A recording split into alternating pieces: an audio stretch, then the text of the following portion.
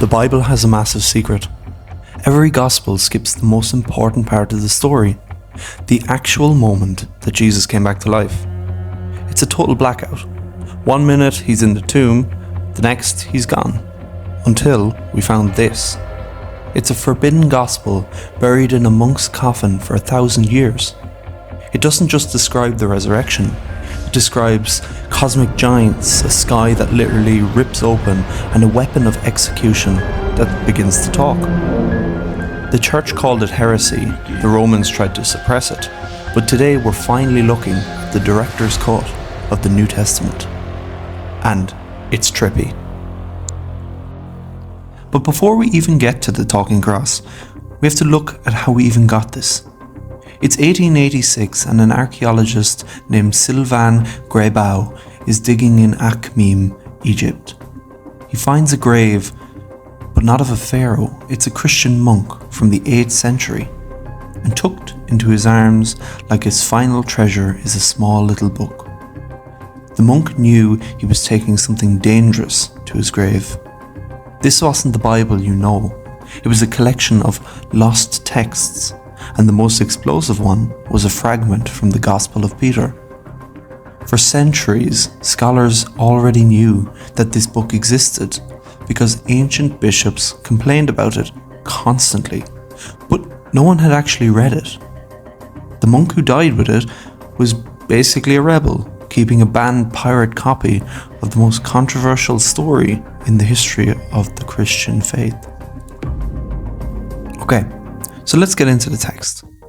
In Matthew, Mark, Luke and John, the resurrection happens off screen. But in Peter, Peter gives us the first-hand account. It's Friday night and the Roman soldiers are terrified. They've seen weird things happening all day. And then, at the crack of dawn, a voice screams from the heavens. The soldiers look up and the sky literally peels itself back. 2 men descend in a beam of light so bright that it blinds the guards.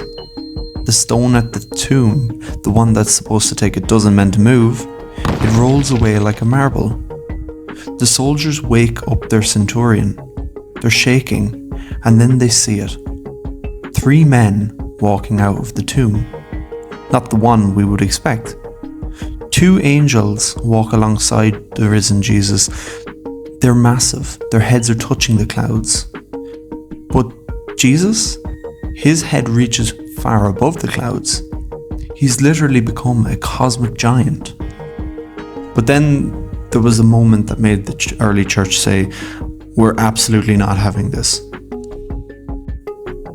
As the 3 giants emerge from the tomb, a giant wooden cross starts floating out behind them. A voice then booms from the stratosphere. Have you preached to those who sleep?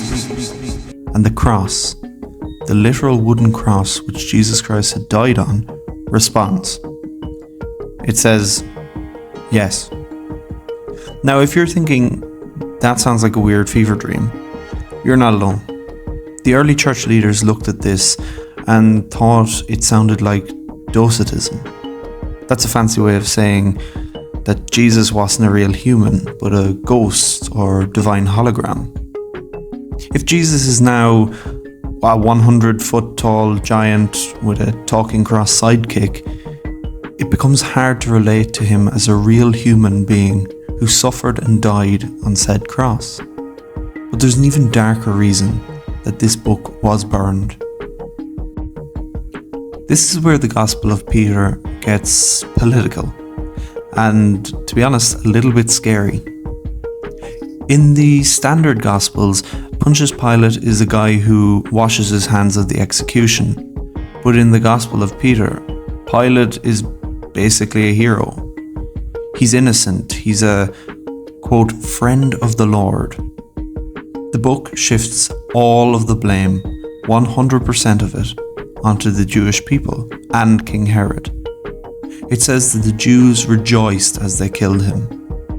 This was the gospel of accountability.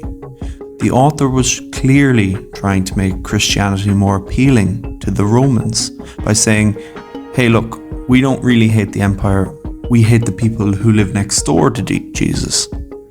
This us versus them dynamic fueled centuries of anti-Semitism. Some scholars think that the church didn't ban the book because it was too weird.